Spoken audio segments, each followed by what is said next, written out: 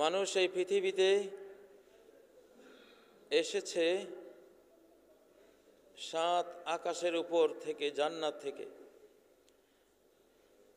প্রকৃত অর্থে মানুষ এই পৃথিবীর অধিবাসী নয়। আমরা এই পৃথিবীর আদিবাসী নই, অধিবাসী নই।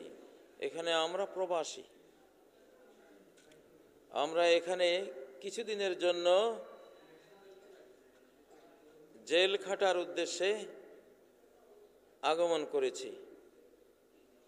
এখানে আমাদের আগমন হয়েছে আমেরিকার সংবিধান অনুসারে নয়, জাতিসংঘের বিধান অনুসারে নয়।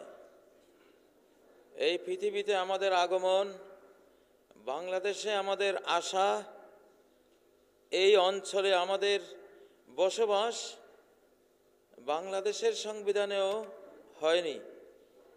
পৃথিবীর কারো নিয়মে এটা আমরা এই পৃথিবীতে আসিনি। আমরা আল্লাহর বিধানে, কোরআনিক বিধানে এই পৃথিবীতে এসেছি। সেই বিধানটি সূরা আল বাকারা সহ কোরআনের বড় বড় সব সূরাতে রয়েছে। যে বিধানের আওতায়, যে সংবিধান মেনে আমরা এখানে এসেছি, আল্লাহর যে হুকুমটি মেনে এই পৃথিবীতে আমরা এসেছি, সেই হুকুমটা কি?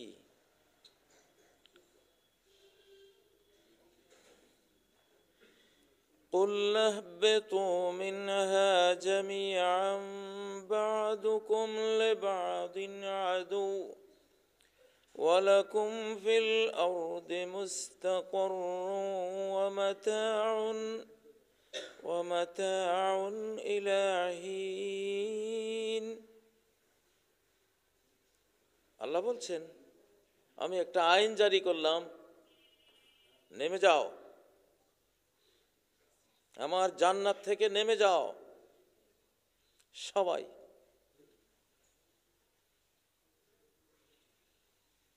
অর্থাৎ পৃথিবীতে চলে যাও। যে পৃথিবীতে এসে আমরা আল্লাহকে মানছি না, আল্লাহর সংবিধান মানছি না, এই পৃথিবীর আগমনটাই হয়েছে আল্লাহর বিধানে। আর সেখানে তোমরা আদম জাত আর ইবলিস জাত, এই দুই জাত পরস্পর শত্রু। কেন শত্রুতা করছি? এটাও আল্লাহর প্রোগ্রাম, সিস্টেম, তার বিধান। বা'দুকুম লিবা'দিন আদু, তোমাদের এক অপরের দুশমন, চির দুশমন। মানুষ মদ পান করে, শয়তান দুশমনি করে তাকে প্ররোচিত করে, ধোঁকা দিয়ে এটা পান করায়। খুন করে, ওই শয়তান শত্রুতা করে তাকে কুবুদ্ধি দিয়ে খুন করায়। নারীর ইজ্জত হরণ করে, সেটাও শয়তান কুবুদ্ধি দিয়ে মানব নফসের সাথে সে সখ্যতা গড়ে এটা ঘটায়। তাহলে দ্বন্দ্ব সংঘাত কার নিয়মে হচ্ছে? আল্লাহর নিয়মে হচ্ছে। আসলে আজকে আমি আপনাদেরকে দেখাতে চাই, আপনারা কোরআন কতটুকু মানতেছেন না, আমরা কোরআন কতটুকু অমান্য করছি আর কতটুকু মানছি, মানতে বাধ্য হচ্ছি। না মেনে কোনো উপায় নেই। কোরআনের বিধান দু রকম, একটা না মেনে কোনো উপায় নেই, সে সবটুকুই আমরা মেনে নিচ্ছি। আর এক ধরনের বিধান আল্লাহ আমাদের ইচ্ছার উপরে ছেড়ে দিয়েছেন, সেগুলো কিছু মানছি, কিছু মানছি না। এই যে কিছু মানছি না, পরিমাণ কত হবে? আমার আইডিয়া 5%, 5%-এর মতো আমরা অমান্য করি। এই 5%-এর জন্য চিরকাল জাহান্নামে জ্বলতে হবে। অথচ কত সহজ ছিল। 6236 আয়াতের মধ্যে আইন, বিধান, রাষ্ট্র পরিচালনা, পরিবার পরিচালনা, অর্থনীতি, সমাজনীতি, বিচার নীতি ইত্যাদি ইত্যাদি এই বিষয়ক আয়াতের সংখ্যা হলো মাত্র 3। 6236-এর মধ্যে 300-কে ভাগ করলে 5% একটু কমবে, সামান্য 4% বা 5% হবে। তো ইবলিস তো চির জাহান্নামী হয়েছে তার গোটা বংশ সহ একটা অমান্য করে, একটা, বেশি তো না। বাঁচতে হলে গোটা দেহটাই তো ঠিক থাকতে হয়, মরতে হলে একটু গলাটাতে একটা পোঁচ দিলেই হয়। মরার জন্য তো বেশি কিছু লাগে না, বাঁচার জন্য সবই লাগে। একটা গাড়ি, একটা ট্রাক, একটা প্রাইভেট কার চলতে হলে সব ঠিক থাকতে হয়, অচল হয়ে যেতে হলে সামনের চাকা একটা পাংচার করে দিলে হয়।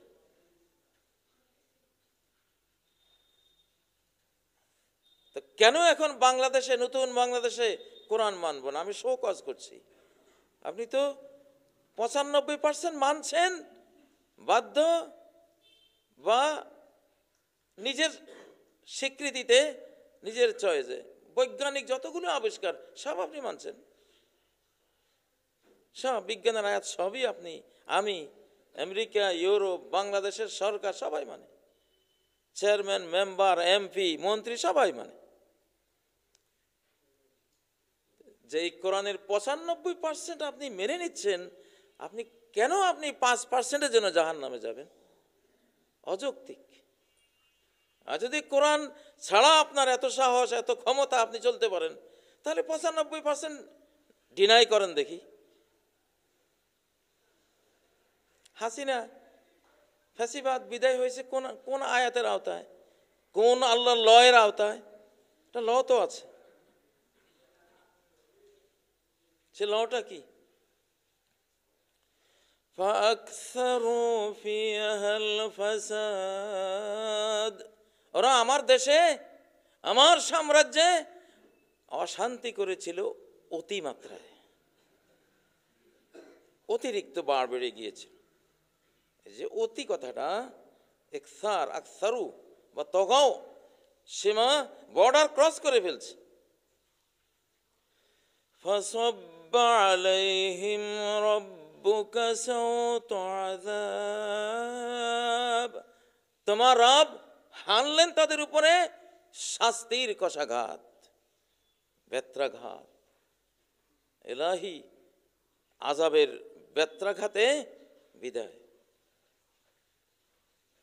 যে কোরআন মানে না, সে জানে না যে অজান্তে কত হাজার কোরআনিক বিধান সে মানতেছে, সে না মেনে উপায় নেই। আজকে যে আলেম সমাজ মন খুলে মাহফিলে কথা বলে, রাজনীতি করে, দেশ চালায়, সরকারের সব বিষয় নিয়ে পরামর্শ দেয়, সরকারও দাওয়াত দেয়, সব আলেমরা যে জেল থেকে বেরিয়েছে, এটা তো একটা আইনের আওতায় হয়েছে। সে আইনটা কি? সেটাও কোরআনের আইন। আমরা যারা দেশান্তরিত হয়েছি, কারারুদ্ধ ছিলাম, সমালোচিত ছিলাম, অপমান করা হয়েছে, সব কিছু ফেরত পেয়েছি একটা লয়ের আওতায়। সেই লটা কার? আল্লাহর। সূরা কাসাস করলে 5 নম্বর আয়াত দেখবেন, وَنُرِيدُ أَن نَّمُنَّ عَلَى الَّذِينَ اسْتُضْعِفُوا, আমার পরিকল্পনা হলো, আল্লাহ বলছেন, আমার আইন, আমার পরিকল্পনা হলো যাদেরকে হীনবল করে রাখা হবে, রাখা হয়েছে, তুমি যাদেরকে অন্যায় করে দাবিয়ে চাপিয়ে দুর্বল করে রাখবে, আমি তাদেরকে তুলে আনবো। আমার ইহসান, আমার মমতা, স্নেহ মায়া তার উপর বর্ষিত হবে। আমার ইচ্ছা, আমার আইন, এটা হয়েছে। আজকে আমাদের মতো দুর্বলরা, তারা এখন প্রাডো হাঁকিয়ে চলছে, তারা এখন অত্যাধুনিক গাড়ি ঘোড়া ব্যবহার করে মাহফিলে যাচ্ছে। আজহারি সাহেব 20-25 লক্ষ লোক নিয়ে মাহফিল দুর্দান্ত গতিতে করে যাচ্ছে, টু শব্দ করার কেউ নেই, 500 আর্মি পাহারা দিচ্ছে, হাজার পুলিশ আয়োজন করে দিচ্ছে, এটা তো একটা লয়ের আওতায় হয়েছে। সে আইনটা কি? ওই আইনটাই ওয়ানাজআলাহুম আইম্মাহ, আমি তাদেরকে নেতা বানিয়ে দেব। এখন ইসলামিক ব্যক্তিরা, আলিম ওলামারা নেতা, এখন প্রত্যেকটা একটা লয়ের আওতায় হয়, একটা আইনের আওতায় হয়। এই মহাবিশ্বে আইনের, আল্লাহর আইনের বাইরে কিছুই তো নাই। ওয়ানাজআলাহুমুল ওয়ারিসিন, আমি ওদেরকে উত্তরাধিকারী বানাবো। ওরা যেই ক্ষমতা ছেড়ে চলে যাবে ওই চেয়ারে, আমি ওই হীনবল দুর্বল তাদেরকে বসিয়ে দেব, তারা ওয়ারিস।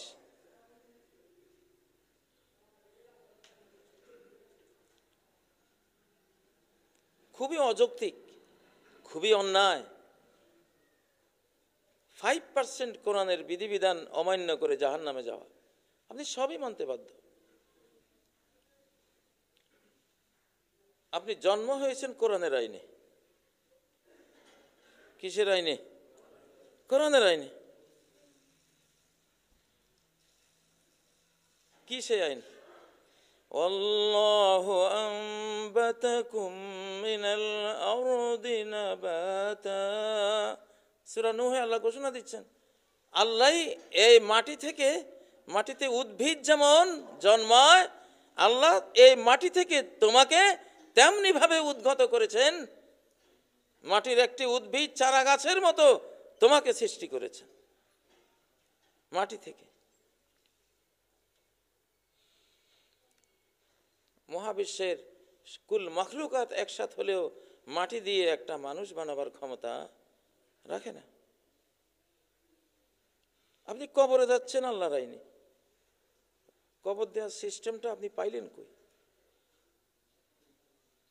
এটা আল্লাহর আইন, বাংলাদেশি সংবিধান না, আল্লাহর সংবিধান।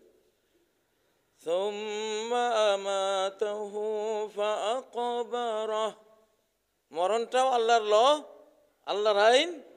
সে আইনে আপনি মারা যাবেন। দেখি কার সাহস আছে, ক্ষমতা আছে, বলুক আমি কোরআনের এই মরার আইন মানি না।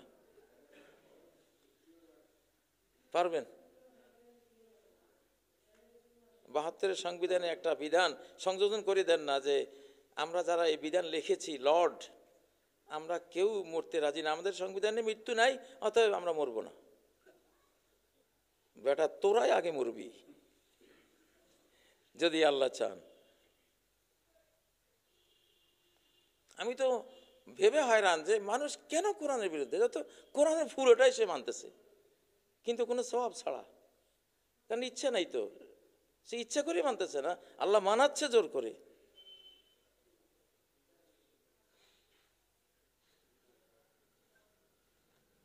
আপনি জুমার মসজিদে আসছেন, এটা কি জাতিসংঘের সংবিধানে না বাংলাদেশ সংবিধানের এত ধারায় লেখা আছে যে জুমার দিন যেতে হবে? আপনি এখানে আসছেন কার আইনে? ইযা নুদিয়া লিস-সালাতি মিন ইয়াউমিল জুমআহ, জুমার দিন যখন মুয়াজ্জিন ডাক দেবে, ফাসআউ ইলা যিকরিল্লাহ, যাও, সচেষ্ট হয়ে যাও, আল্লাহর স্মরণের দিকে, জুমার সালাতের দিকে চলে যাও। এখানে এসেছেন তো এটাও একটা আইনে, ঠিক নয় কি? বাংলাদেশ সহ সারা পৃথিবী প্রতি মুহূর্তে কোরআনিক বিধানেই চলে। নবীজি এই সত্যটা বলে গেছেন, আল্লাহুম্মা ইন্নী আবদুক, আল্লাহ আমি আপনার গোলাম, ইবনু আবদিক, আপনার গোলামের ছেলে গোলাম, ইবনু আমাতিক, আপনার দাসীর ছেলে গোলাম, মাদিন ফিয়া হুকমুক, আমার শায়তিনাত অস্তিত্ব জুড়ে কারো কোনো বিধান সচল নয়, সমস্ত আইন আপনার, আমার এই শায়তিনাত বডিতে অস্তিত্ব জুড়ে সচল। আমি জন্ম নিয়েছি আপনার আইনে। মায়ের মায়ের অস্তিত্ব থেকে জীবিকা আহরণ করেছি আপনার আইনে।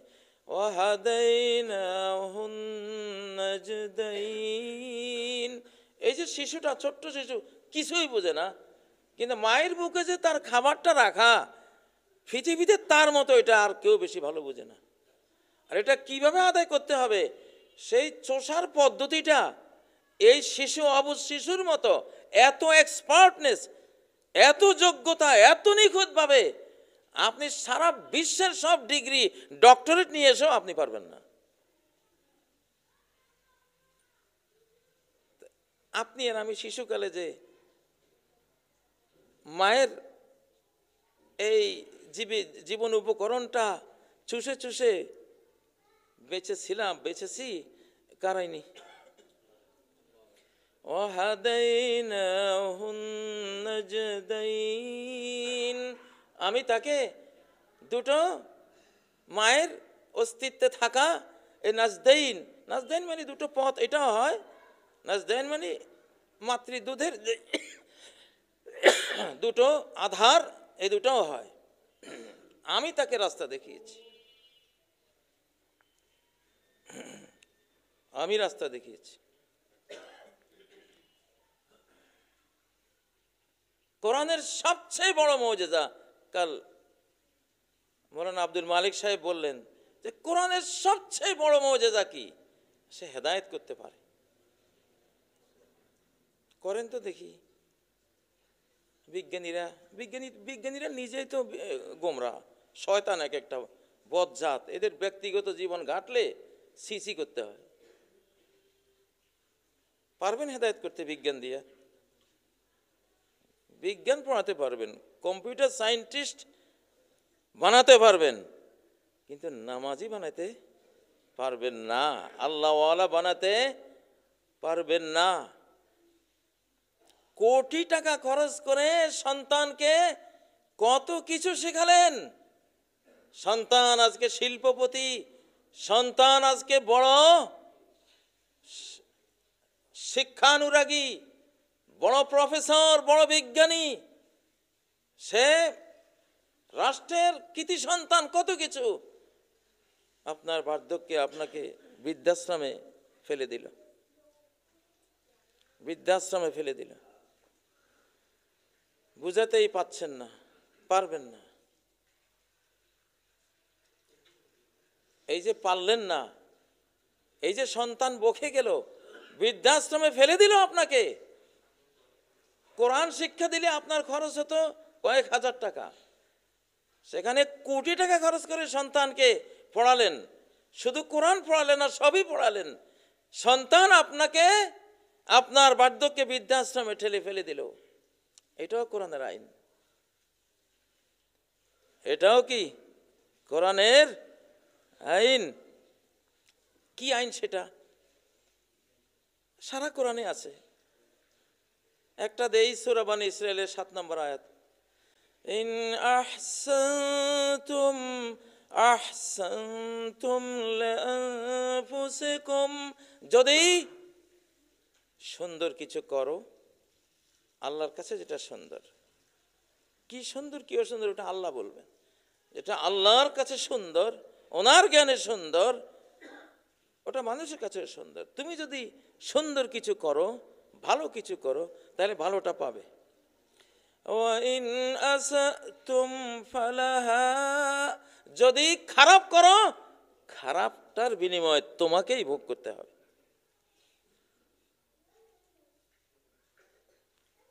আপনি সন্তানের হৃদয়ে আল্লাহর পরিচয় দেননি, এই জন্য আল্লাহ আপনার সন্তানের হৃদয়ে মাতা পিতার পরিচয় দেননি, ডিলিট করে দিয়েছে। কি ফাদার মাদার ঝামেলা। বুড়া বুড়ি দুইটা মানুষ অযথাই আমার জীবন যৌবনের ভোগের মুহূর্তে একটা অন্তরায় ফেলাই দেয়। এটারে ফাদার মাদার ঝামেলা। আর লোকমান হাকিম সন্তানের হৃদয়ে আল্লাহর পরিচয় দিচ্ছেন সূরা লোকমানের 13 নম্বর আয়াতে। 14 নম্বর আয়াতে আল্লাহ সন্তানের হৃদয়ে মাতা পিতার পরিচয় দিচ্ছে। প্রত্যেকটা তো আল্লাহর আইনই হয়, কোরআনের আইন। ইয়া বুনাইয়া লা তুশরিক বিল্লাহ, হে আমার প্রিয় পুত্র, আল্লাহর সাথে কোনো জিনিসকে অংশীদার করো না। সে তোমার সব কিছু, আল্লাহ ছাড়া তোমার কিছুই নেই, কেউই নেই এই মহাবিশ্বে। কে আছে?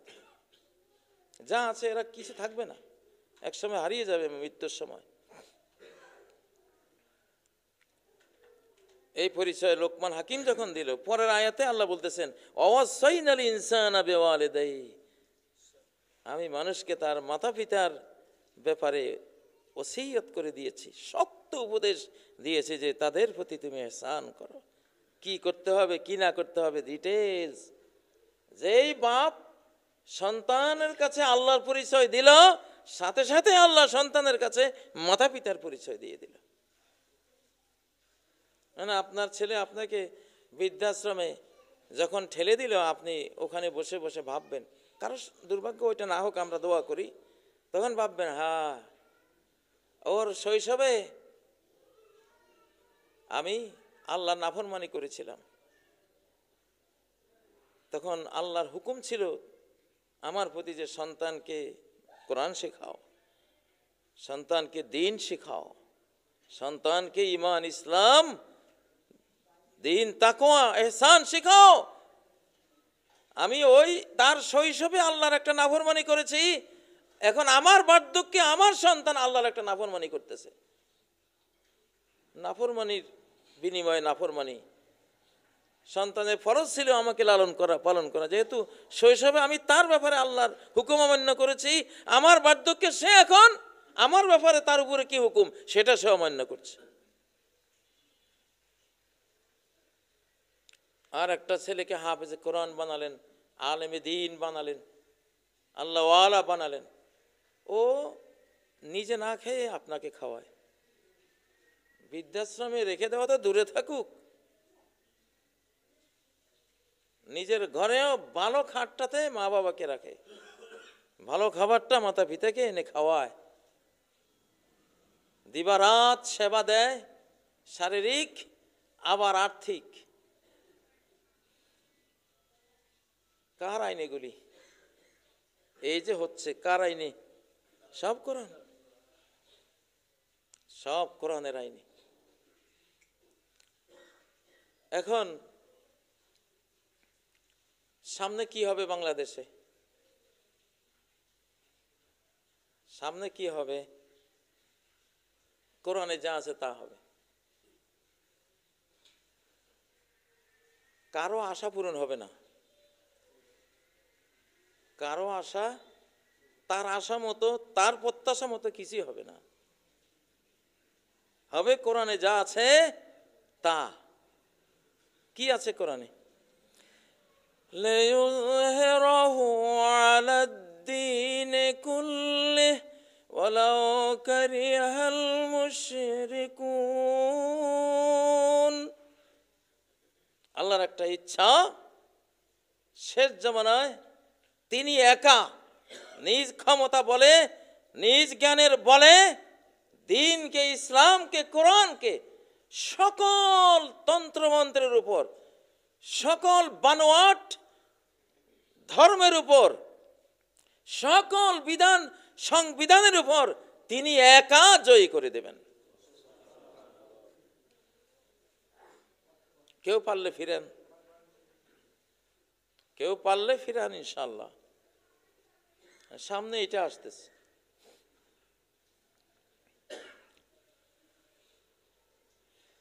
ইন্নাল্লাযী ফারাদা আলাইকাল কুরআন লারাদ্দুকা ইলা মাআদ।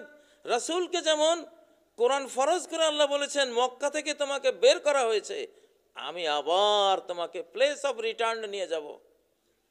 একটা প্লেস তোমাকে মক্কায় দিবে, বিজয়ী হবা, তুমি বিজয়ী বেশে মক্কা ঢুকবা, মক্কায় তোমাকে আমি ক্ষমতা পাওয়ার দিয়ে দেব। এই আয়াতটা সারা বিশ্বে চালু আছে, এই বিধানটা। এখন এই বিধানের আওতায় 53 বছর যারা রাজাকার ছিল, যারা নিন্দিত ছিল, যাদেরকে খুব অপমানিত করা হতো, যারা নিজের প্লেসটা হারিয়েছে। ইসলামের জন্য যেই মানচিত্র তৈরি করা হয়েছিল শুধু মুসলিম হওয়ার কারণে আলাদা দেশ, নাহলে এটা হিন্দুস্তানে থাকতো, কিন্তু শুধু মুসলিম হওয়ার কারণে পৃথক হতে হলো। কিন্তু সেই মুসলিমত্ব, সেই ইসলামিক বিধান, সেই কোরআনিক বিধান আমাদেরকে বাস্তবায়ন করতে দেয়া হয়নি, ডিসপ্লেস করে দিয়েছে আমাদেরকে, সেই জায়গা থেকে সরিয়ে দিয়েছে। আমরা যারা দাবি করেছি খুন করা হয়েছে, ফাঁসি দেওয়া হয়েছে, কোরআনিক বিধান যারা দাবি করেছে দেশ থেকে তাড়িয়ে দেওয়া হয়েছে, মেডিকেল কিলিং করা হয়েছে, জুডিশিয়াল কিলিং করা হয়েছে, অপবাদ দেওয়া হয়েছে, ডিসপ্লেস করা হয়েছে। আল্লাহ বলছেন লা রাদ্দুকা ইলা মাআদ, অবশ্যই আল্লাহ, ওহে বাংলাদেশের আলিম ওলামা, ইসলামিক ধর্মপ্রাণ মুসলিম বান্দা বান্দিরা আমার, আমি তোমাদেরকে যে জায়গা থেকে তারা উৎখাত করেছে, যে দাবি থেকে উৎখাত করেছে, সেই দাবির উপরে বসিয়ে দেব। সেই দাবি পূরণ করার মতো পাওয়ার যে চেয়ারে আছে ওই চেয়ারে আমি বসিয়ে দেব ইনশাআল্লাহ। লা রাদ্দুকা ইলা মাআদ। এখন এটা হবে বাংলাদেশ কোরআনের আইন। ভাই, এটা কাজী ইব্রাহিমের আইন না, মৌলানা আব্দুল মালিকের আইন না, এটা রব্বুল আলামিনের আইন। কিছু করার আছে? কিছু করার নেই। যাদের কিছু করার ছিল তারা চেয়ে চেয়ে দেখবে, এখন চেয়ে চেয়ে শুধু দেখবে। কোনো চক্রান্ত কাজ হবে না, কোনো চক্রান্ত কাজ হবে না।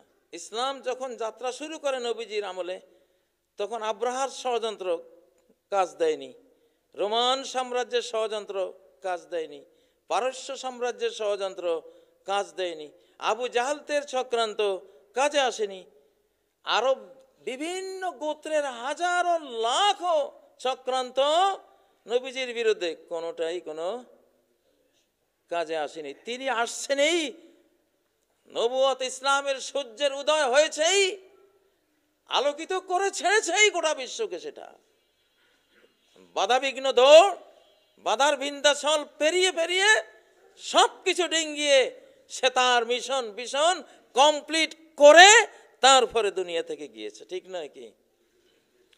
আল্লাহু মুতিম্মু নূরে, আল্লাহ তার জ্যোতিকে পূর্ণতা দেবেনই। ওয়ালাউ কারিহাল কাফিরুন, অবিশ্বাসীরা যতই ঘৃণা করুক, অপছন্দ করুক, কোনো কিছু যায় আসে না।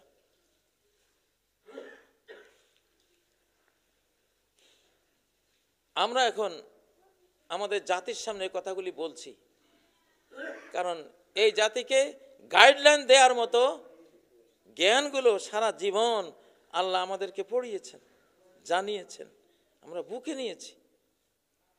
নবীজির হাজার হাজার হাদিস এই বুকে নিয়েছি, এই বুকে নিয়েছি আমরা।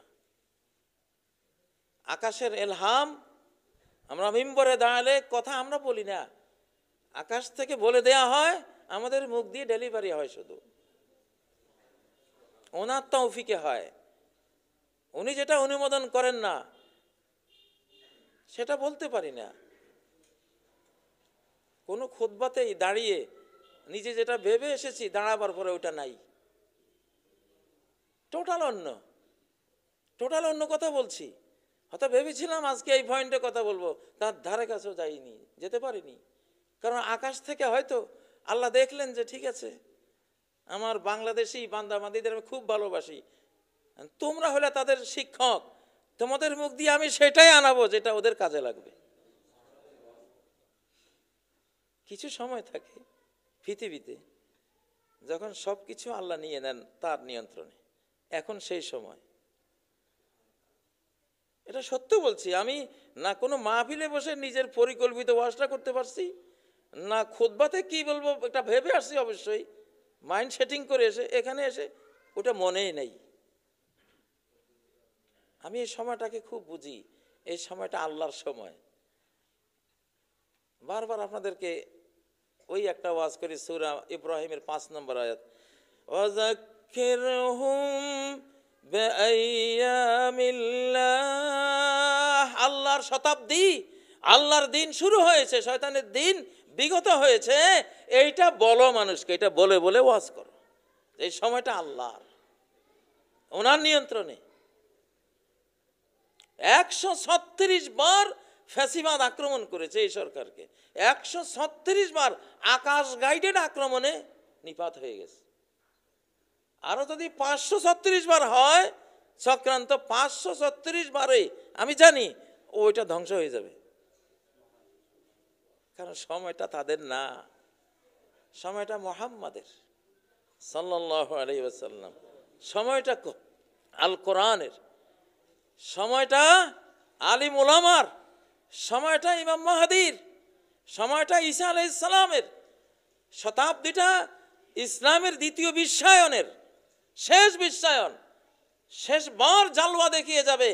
শেষবারের মতো অর্ধ পৃথিবীর সাথে বাকি অর্ধ পৃথিবী যুক্ত করে ফায়াকুনা দ্বীনু কুল্লুহু লিল্লাহ, সারা পৃথিবীর দিন ধর্ম নীতি হয়ে যাবে আল্লাহরটা।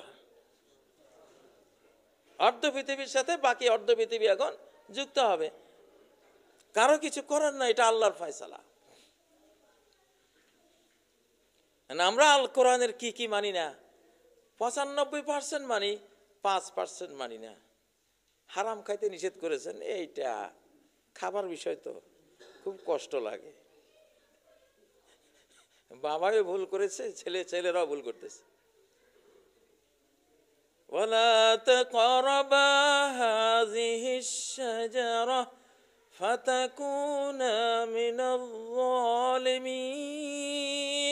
ওরে আদম হাওয়া, তোদেরকে তো আমি বানাইছি, আমি জানি তোদের দুর্বল পয়েন্টটা কি। তোরা খাওয়ার মশলায় খুব দুর্বল, সব খা, এই গাছটা শুধু খাইস না, এই গাছের কাছে যাইস না। এখন ইবলিসে কয় আরে এইটাই তো সবকিছু, বৃক্ষ চিরন্তনী, বৃক্ষ অপসারণী, যেটা যে বৃক্ষের ফল খেলে অপসারণ করে দেবে জান্নাত থেকে, সেটাকে নাম দিয়েছে শাজারাতুল খুলদ, বৃক্ষ চিরন্তনী। মানে এই গাছের ফল খেলে চিরস্থায়ী জান্নাতি হয়ে গেল, আর খেয়ে ফেললো। লোভ। মানব জাতির পরাজয় তো ডাইনিং টেবিলে হয়েছে, যুদ্ধের ময়দানে নয়। ডাইনিং টেবিল মানে আদম হাওয়া ডাইনিং টেবিল পেতে বসেন নাই, ডাইনিং টেবিল মানে খাবার বিষয়ে পরাজয়টা ঘটেছে। আধুনিক ভাষায় বললাম, ডাইনিং টেবিলেই পরাজয়টা হয়েছে। মানে শিরিক করে পরাস্ত হয় নাই, মূর্তি পূজা করে নাই, ওরা খুন খারাপিও করে নাই, আর একটা লোভ বেড়ে গেছে, যেটা অখাদ্য ওটা মুখে দিয়েছে। গভীরভাবে চিন্তা করলে দেখা যায় শিরিকও মানুষ এ খাবারের লোভে করে। এই যে যারা ঠাকুর সাজে, ব্রাহ্মণ সাজে, ফাদার সাজে, পীর সাজে, পীর হইলে যদি লড়াই করা লাগতো, পীর হইলে যদি যে কোনো কিছু আপনি 5 দিনে একদিন খাবেন, খাবার বন্ধ, আগের যুগের মতো যদি পীর হলে কঠিন আইন এগুলো এখন দেন, একজনেও পীর মুরিদি করবে না বাংলাদেশ। বাপরে বাবা, এত কঠিন জিনিসের দরকার নাই, কিন্তু খাবার আছে অনেক। এই যে ঠাকুর, এরা ঠাকুর হয়েছে, ওরা আসলে বাহ্যিক দেখাচ্ছে মূর্তি ঠাকুর, আসলে সে হলো পোলাও কোরমার ঠাকুর। কলা, সন্দেশ, দুধ, তারপরে আরো কত কি মিষ্টি, সে ঠাকুর সেজেছে এগুলি খাওয়ার জন্য। মূর্তিটা হলো একটা উসিলা। ফাদার সেজেছে সেটাও এই খাবারের জন্য। এই ভণ্ড মাজার দিয়া হাজার হাজার, বাংলাদেশে যত মাজার বলেন তো, আসল জিনিসটা কি? ওরা কি এখানে বুজুর্গ অলিয়া উলিয়া এই ভালোবাসা তারা গেছে ওখানে? আউলিয়া ভক্ত না, ওরা হইল 1000 টাকার নোটের ভক্ত, 500 টাকার নোট, হ্যাঁ, ডলার, রিয়াল, এগুলির ভক্ত এরা। তো প্রথম বিপর্যয় যে আদম হাওয়ার হয়েছিল খাদ্যের বিষয়ে, এখনো মূল রুট লেভেলের কারণ কিন্তু ওইটাই। এই যে ফ্যাসিবাদ হয়েছে কেন? ফ্যাসিবাদী হলে কি হওয়া যায়? হাজার কোটি টাকার মালিক এক মাসে হওয়া যায়, ঠিক না? সেটাও খাবার। চাঁদাবাজি, যে দেশের চাঁদাবাজি, একজনে বিল্ডিং করবে ওখানে, ভাই আপনি তো আমাকে 50,000 টাকা দিতে হবে, কি ব্যাপারটা কি সেখানে? কোনো এবাদত বন্দি নাকি এটা? এইটাও সেই খাবারই, এইটাও খাবারের বিষয়। ওই বাবার যেই দুর্গতি হয়েছিল এই খাবার ব্যাপারে, মানুষের সর্বনাশ এখনো মূল কারণ মাজার, শিরিক, মূর্তি, এই পোপ, ফাদার, ব্রাহ্মণ, ঠাকুরগিরি যা আছে এখনো সব কিছুর ভিতরে বসে আছে কি? সন্দেশ, কলা, দুধ, কসকসা নোট, এগুলি। এই জন্য নবীজি তো সব বুঝেন, আল্লাহ বুঝ দিয়েছেন, লেকুল্লি উম্মাতিন ফিতনাতুন ও ফিতনাতু উম্মতি আল মাল। প্রত্যেক উম্মতের একটা ফিতনা আছে, দিন থেকে সরিয়ে ফেলা। ওটাই আমার উম্মতের ফিতনা হলো মাল। আপনি আমেরিকা যান, ইউরোপে যান, অস্ট্রেলিয়া যান, রাশিয়া যান, দেখবেন টাকা পয়সা নিয়ে ওদের এত ইয়ে নেই, দুর্নীতি নেই, ওরা একটা নীতিতে চলে। আর মুসলিম দেশে আসেন ভাই, টাকা দেখলে, বাস অ্যাক্সিডেন্ট হয়েছে, আগে শিশুকালে দেখতাম মানুষ উদ্ধার করে হাসপাতালে নেবে, সেবা দিবে, যান বাঁচাবে, এই জন্য দৌড়ে। আর এখন দৌড়তে গিয়া পকেটে খোঁজে যে মোবাইল, 1-1.5 লাখ টাকার মোবাইল ফোনটা আছে কিনা, মানি ব্যাগ আছে কিনা, এখন টাকা খোঁজে। মাল কত বড় ফিতনা! এই মালের কারণে আমাদের ফ্যাসিবাদী তৈরি হয়েছে, মালের কারণে রাষ্ট্রীয় চৌধ তৈরি হয়েছে, মালের কারণেই চাঁদাবাজ তৈরি হয়েছে, মালের কারণে হাজারো ঘুষখোর, সুদখোর, সুদী ব্যাংক, এর সব কিছু এই খাবার কেন্দ্রিক। এজন্য খাবারের ব্যাপারে যে সতর্ক এবং সাকসেসফুল, আসলে তার জীবনে আর তেমন কোনো রিস্ক নাই। এই তথ্যটা কোরআনে আছে। ইয়া আইয়ুহার রাসূলু কুলু মিনাত তাইয়্যিবাত, হে রাসূলরা তাইয়্যিবাত খাও, হারাম খেও না, পবিত্র হালাল ফুড খাও। আরে হালাল খেলে হারাম কাজ করতে পারবে না। হালাল খেলে তাইয়্যিবাত, আমালু সালেহা, আমালু সালেহা, আমলটাও আসবে ভালো। দুধ খেয়েছো হালাল পয়সা, ভাত তরকারি খেয়েছো, মনটা চাইবে একটু মসজিদে যাই, জামাতে যাই। হারাম খেয়েছো, হারাম টাকার খাদ্য খেয়েছো, মনটা চাইবে একটু ইয়াবা বাবা কোথায় আছে, একটু একটু খাই। যেটা পেটে ঢুকাইছো হারাম, ওইটাও এক বাবা, তো এক বাবাই তো আরেক বাবা খুঁজিয়ে আনবে। আর যখন ওই বাবা পেটে যাবে তখন আরেকটা খুঁজবে, কোথায় কোন হারাম নারী আছে, ওটার পিছনে তোমার ছুটাইবে। এরপরে কে বাধা দিছে, ওরে দেখে নেব আমি, দিলে একজনকে খুন করে। মানে সব কিছুর উৎপত্তি মানুষের খাদ্য বিপত্তি থেকে হয়। এই জন্যই বলা হয় মানব জাতির পরাজয়টা আসলে ডাইনিং টেবিল। যাই হোক, আমি বলতেছিলাম এই যে ডাইনিং টেবিল, হারাম খেয়ে আদম যে বের হলো, সেটা কি বাংলাদেশের সংবিধান ছিল? সে আইনটাও কার ছিল? কোরআনের, আল্লাহর। ফাতাকুনা মিনাজ জালিমিন, হারাম খেলেই তুমি জালিম নাম পড়ে যাবে তোমার। আর জালিম তো জান্নাতে থাকতে পারো না, বহিষ্কার, কোরআনের আইনে বহিষ্কার হয়েছে। এখন কথা হলো আপনারা এবার কি করবেন? 5% শুধু কোরআনের আইন আছে এমন যেটা আপনারা মানেন না।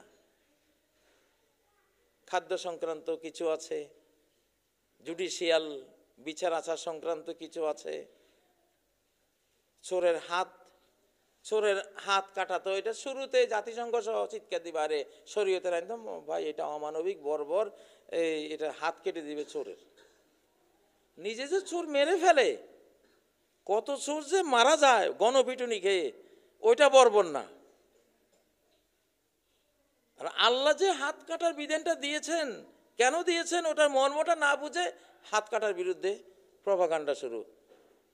এই কথাটা যে আল্লাহ বলেছেন, এই হাত কাটার বিধান দিলে 80 বছর চলে যাবে, একটাও চোর নাই। 90 বছর চলে গেছে, একটা চুরির ঘটনা ঘটে নাই। ওরে সর্বনাশ, হাত কেটে দিবে, আমি যেখানে যাব মানুষ বুঝবে যে এটা চোর। ফিজিক্যাল টর্মেন্টের চেয়ে স্পিরিচুয়াল মানসিক মাইটটা এত মারাত্মক। মেয়ে বিয়ে দিব, গেছি মেয়ের শ্বশুর বাড়িতে, ও শ্বশুর বেয়ের হাত নাই। জাতিসংঘ বুঝলো না আল্লাহর হাত কাটা আইনের এই বক্তৃতাটা, এই বক্তব্য ওরাও বুঝে নেই। আল্লাহ আসলে আইনটা দিয়েছে যাতে কারো হাত কাটা না লাগে, কেউ চুরি না করে। ইতিহাস সাক্ষী 400 বছরে এই ইসলামের হাত কাটা আইনের এটা প্রচার হওয়ার পরে 400 বছরে 6 জনে চুরি করছে। 400 বছর, 400 বছরে 6 জন। বাংলাদেশে মিনিটে 600 চুরির ঘটনা ঘটে। এই আইনটা তো আল্লাহ প্রয়োগের জন্য দেন নাই, এটা একটা বিরাট ভীতিকর একটা অবস্থা তৈরি করে দিয়েছেন। বান্দারা যাতে চুরিটাই কি বাদ দিয়ে দেয়, ছেড়ে দেয়। আফগানিস্তানে এখন রাস্তাঘাটে স্বর্ণ পড়ে থাকলেও কেউ ধরে না। সৌদি আরবে কত দেখেছি, মক্কা, ওরা স্বর্ণের দোকান, ডায়মন্ডের দোকান, জুয়েলারিগুলি সব তালা তুলা, কিচ্ছু নাই, এমনি গিয়া কাবা শরীফে দাঁড়িয়ে গেছে, কেউ কিছু ধরে না। এই আইনটা হলো কি, এটা হলো প্রতিরোধী আইন। এটা শুনলেই চোরের চুরি করার নিয়তটা তার ভিতর থেকে ইবলিসে হাজার অসজা দিয়েও করাইতে পারবে না। সর্বনাশ, এত বড় বেইজ্জত, সারা জীবনের বেইজ্জত। এক মুহূর্তের একটু মজা আর সারা জীবনের সাজা। কোন ব্যাগ খোলে এটা করে ভাই, দরকার নাই, না খাই মর, তবু চুরি করিস না। আল্লাহ দিয়েছেন এই জন্য আইনটা। ওরা বুঝছে তাহলে হাজার হাজার মানুষের হাত কাটা যাবে, কখনো না। এটা বন্ধ, টোটাল বন্ধ। তিনি তো আহকামুল হাকিমিন। এই যে এক নাস্তিক রাস্তা দিয়ে হেঁটে যাচ্ছে, দেখে যে কুমড়ার লতার মধ্যে এত বড় বড় কুমড়া, মিষ্টি কুমড়া, লতাটা চিকন এত আর ফলটা এত বড়। সে আল্লাহরে বলে, তোমার এই বেখাপ্পা কাজই তো তুমি করো, খাটলো এটা চিকন চিকন লতা আর এত বড় কুমড়া দিলা, আমার বুঝে আসে না তোমার এইসব কাণ্ডকীর্তি। আল্লাহর বিরুদ্ধে সে একটা বক্তৃতা দিয়ে গেল। ক্লান্ত হয়ে একটা বট গাছের ছায়ায় একটু হেলান দিয়েছে, ঘুম আসতেছে, শুয়ে পড়ছে। চক্ষুরে দেখে যে এত বিশাল মহিরুহ বট গাছ, ফলগুলি এইটুকু এইটুকু। এই দেখো তোমার আরেকটা তোমার আক্কল বিরোধী কাম। ওইখানে দেখলাম চিকন লতা, ফলটা এত বড়, আর এখানে এত বিশাল একটা গাছ, অন্তত এতটুকু তো দিবে ফলটা তারে, এই বেইজ্জতি কেন করলা? এই বট গাছের এই ছোট ছোট ফল। কল্পনা করতেছে আল্লাহর বিরুদ্ধে করতেছে। ওই সময় পাখি একটা ফল খাইতেছিল, টস করে একটা কপালে পড়ছে, লাভ দিয়ে উঠে কয়, আল্লাহ বাঁচাইছো তুমি, ও তুমি আহকামুল হাকিমিন। আসলে আমি ভুল, আজকে যদি ওই কুমড়াটা পড়তো এই কপালে, আমার মতো বুদ্ধিজীবী আজকে এখানে আমি শেষ হয়ে গেছিলাম। হ্যাঁ, না, আমার আজকে সব ভুল ভাঙ্গিয়া দিছো তুমি। ওই কুমড়াটা ওই লতার জন্য ঠিক আছে, কারণ ওটা তো ওখানে রিস্ক নেই, মাটি ধরে রাখছে, লতার তো কোনো আর এখানে ভার বহনের কোনো প্রয়োজন। ওটা মোটা বানানো ওখানে বেকুবি, চিকন বানাইছে ওইটাই ঠিক আছে। আর এখানে মুসাফির বসবে, এই সুন্দর গাছের ছায়ায় বসবে, আরাম করবে, একটু ঘুমাবে, ফলটা যদি এত বড় হয় তালের মতো, এইটার ভয়ে কেউ এই বট গাছের নিচে বসবে, সব ফালাবে। তো তোমার ফেলুল হাকিম লা ইয়াখলু আনিল হিকমা, হাকিমের কাজ কখনো একমত থেকে খালি হয় না। এটাই তো আল্লাহ, জালিকা রব্বুল আলামিন। তিনি তো বিশ্বজাহানের রব, বিধানদাতা, আইনদাতা। চোরের আটকাটা আইন কেন দিছে? না বুঝে আন্দাজে। এটা এমন একটা আইন, 100 বছরও একটা চুরি ঘটনা ঘটবে না, 2-1টা হয়তো ঘটবে, তাতে লক্ষ লক্ষ চোরের জীবন বেঁচে যাবে, লক্ষ লক্ষ মানুষ। বাংলাদেশে তো কোটি কোটি মানুষ চোর। শেখ মুজিবের আমলে 7.5 কোটি কম্বল দিয়েছিল, একটাও ঠিক মতো মানুষ পায় নাই। কিছু পাইছে সবগুলি খেয়ে ফেলছে। শেখ মুজিব কইছে আমারটা তো চুরি করে নিছ তোরা, আমারটা গেল কই? এই যে এই আইনটা যদি থাকতো বাংলাদেশে, বাংলাদেশে মেসকিনের টাকা, এতিমের সম্পদ, বিধবার ব্যাংকে রাখা টাকা, রাষ্ট্রীয় অসহায় গরিব মেসকিনদের যে সম্পদ, কিচ্ছু লাগতো না, পুলিশও লাগতো না, এমনি সেফ থাকতো। একটা আইনের এত বরকত, এত পাওয়ার, এগুলি প্রয়োগের জন্য আল্লাহ দেন না। কালে বদরে শতাব্দীতে এক দুইটা, ওগুলি কোনো ব্যাপারে না, ব্যাপার না। রোড অ্যাক্সিডেন্ট হয়ে মাসে কয়েক হাজার লোক নিহত হয়। চোর একটা হাতে 100 বছরের হাতে একটা হাত কাটা যাবে, ওটা তো নাই, ওটা উল্লেখেই তো আসার মতো বিষয় না। চুরির ঘটনায় বছরে কত লোক তাকে মেরে তার হাত পা গুড়িয়ে হাতুড়ে দিয়ে সারা শরীর হাড্ডিগুলি গুঁড়িয়ে গুঁড়িয়ে যখন মারো, সেই নির্যাতনটা, সেই যাতনাটা কত বড়। আর হাত কাটা, এটা তো ইসলাম বিধান আছে, কবজিটা খুলে ফেলে সাথে সাথে ব্যান্ডেজ করে দিয়ে এটাকে এমন করে দিবে যাতে রক্ত আর বের না, সে যাতে সুস্থ থাকে, বেঁচে থাকে। শুধু একটা ডিক্লার এটা যে আমি চুরি করেছিলাম ভাই, চোরেরা সাবধান। আল্লাহু আকবার। এই কোরআনিক আইনগুলো আল্লাহ এই জন্যই দেন, এগুলি তোমার উপরে প্রয়োগ করে করে খালি হাত কাটবে, কখনো না। এটার উদ্দেশ্য হলো চুরি উঠে যাবে সমাজ থেকে, দুই একটা ঘটনায় চুরি উঠে যাবে সমাজ থেকে। যাই হোক, এখন সময় এসেছে, যেহেতু 95% আল্লাহর আইন মানতে আমরা বাধ্য, মানতে বাধ্য। আপনি বৃদ্ধ হয়েছেন, কার আইন? আল্লাহর আইন। ثم جعل من بعد قوة شيبة, সূরা রুমে আল্লাহ বলেন তোমার যৌবনের সেই উদ্দামতা উচ্ছলতার পরে, শক্তিমত্তার পরে বার্ধক্য সৃষ্টি করে দিলেন তোমার দেহে। আজকে তুমি হাঁটতে পারো না, চুল দাড়ি সব সাদা, কুজা হয়ে গেছে। কার আইন? এই যুবক, এত বড় যুবক। আমার এক চাচা বলতো, কুড়াল ব্যবহার করে উনি গাছ কাটতেন, দূর সম্পর্কে এক চাচা কয়, ভাতিজা ভাবছিলাম 2.5 কেজি ওজনের না 4 কেজি ওজনের কুড়াল দিয়া ইউনিয়নের গাছ সব শোয়াইছি আমি। তখন ভাবতাম এই যৌবন, এই শক্তি কই যায়? ভাতিজা তো কুড়াল দূরে থাক, লাঠিও একটা হাতে নিয়ে যে হাঁটবো ওই ক্ষমতা নেই। কই গেল সেই দিন? আরবের এক বাবা তার ছেলেকে নিয়ে হজ করতে গেছে, বাবারে দেখে এক বুড়ি কুজা হয়ে টোপলা হয়ে গেছে। বাবা খালি ওই বুড়ির দিকে তাকায়। যুবক ছেলে কয়, বাবা এটা বুড়ি, এত কি বিশ্রী কুচি, তার দিকে মানুষ তাকায়, আর তুমি বারবার বুড়িটার দিকে তাকাইতেছ, সি কেমন বাবা তুমি? কয়, বাবা রে তুই বুঝিস না, এই যে অমুক বিশ্ব আরবের সেরা কবি ইমরুল কায়েস অমুক তমুক, ডজনের পর ডজনের কবিতা যার রূপের বর্ণনায় লিখেছে, সেই রূপসী মহিলাটা এই মহিলা। আমি সেটাই দেখতেছি, কোথায় গেল রে? কার আইন? কার লতে, কার আইনে তুমি এমন রূপবতী ছিলে? আরবের কবিরা পাগল হয় সবাই তোমার রূপের চর্চায়, কবিতা লিখে গেছে, সেই কবিতা কিয়ামত পর্যন্ত মানুষ পড়বে। আবার কার আইনে তুমি আজ কেমন হলা? তোমার দেখলে দৃষ্টিটা দুঃখ ভারাক্রান্ত হয়ে যায়, মনটা ভেঙে যায় যে আহারে এই সেই মেয়েটা ছিল। কার আইন? আল্লাহর আইন। কই যাবেন? অতএব কথাগুলো এই জন্য বললাম, আমরা চাই আমাদের বাংলাদেশটা বেঁচে যাক। বাংলাদেশকে আগামী যুদ্ধ থেকে বাঁচতে হলে, টিকতে হলে একটাই উপায়, সেটা হলো আল্লাহর কোরআনকে সামনে দেওয়া, কোরআনকে নিতে হবে।